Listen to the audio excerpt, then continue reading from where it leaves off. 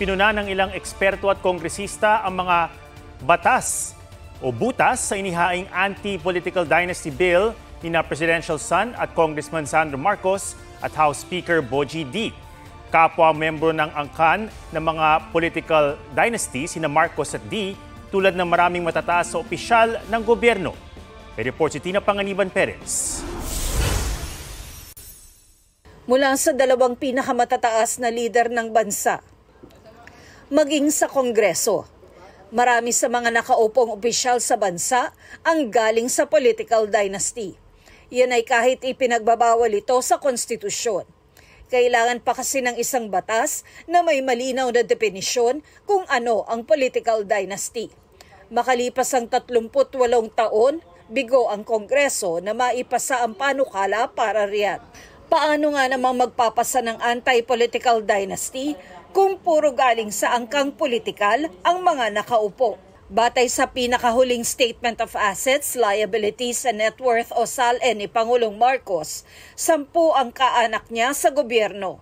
Pareho sila ni Vice President Sara Duterte. Ang bise, may 6 na kaanak naman sa gobyerno. Sa Senado, 22 ang may kaanak sa gobyerno. 4 na pares ng senador ang magkapatid at 10 ang may kamag-anak sa Kamara. Sa Kamara, 212 kongresista ang galing sa political dynasties, ayon sa Philippine Center for Investigative Journalism. Kabilang ang mismong House Speaker na may 14 na kaanak sa gobyerno. Bagamat galing sa political dynasties, naghain ng sariling bersyon ng anti-political dynasty bill sina D at Congressman Sandro Marcos. Ipinagbabawal nito ang magkakaanak hanggang 4th degree of consanguinity at affinity na tumakbo ng sabay sa isang eleksyon, tulad ng asawa, kapatid, magulang at anak.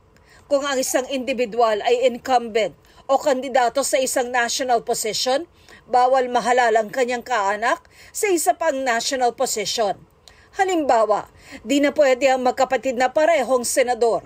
Di rin pwedeng umupo ang magkakaanak ng sabay sa posisyon sa parehong probinsya, syudad, munisipalidad o barangay.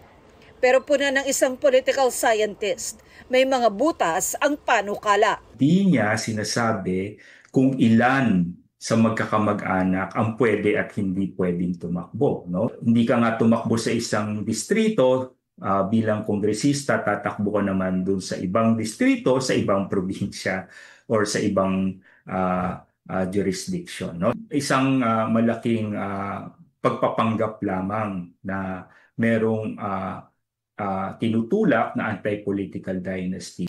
Tingin naman ng ilang mababatas, taliwas sa pagbabawal sa political dynasty ang panukala ni D at Marcos. Under their proposal, a family can have 5 sitting officials, public officials simultaneously. Sinusubukan naming kunin ang panig ni D at Marcos. Matagal nang isinusulong ang pagbabawal sa political dynasty na iniuugnay rin sa korupsyon. Batay sa pag-aaral ng Ateneo de Manila University School of Government noong 2022, sa ilang probinsya ay may mga negosyong nakikipagtulungan sa mga dynasty para palawigin pa ang di pagkakapantay-pantay sa politika at yaman. Sa ngayon, hindi bababa sa 100 ang nakahaing anti-political dynasty bill sa Kamara na tatalakayin sa Enero. Kasama ang anti-political dynasty bill sa mga priority bill ng Pangulong Marcos. Pero hindi raw ito sasertipikahang bilang urgent ng Pangulo. Sinasabi ng konstitusyon, kailangan mag-certify as urgent ng bill ang Pangulo. Ito ay kung may public calamity or emergency. Tina Panganiban Perez, nagbabalita para sa GMA Integrated News.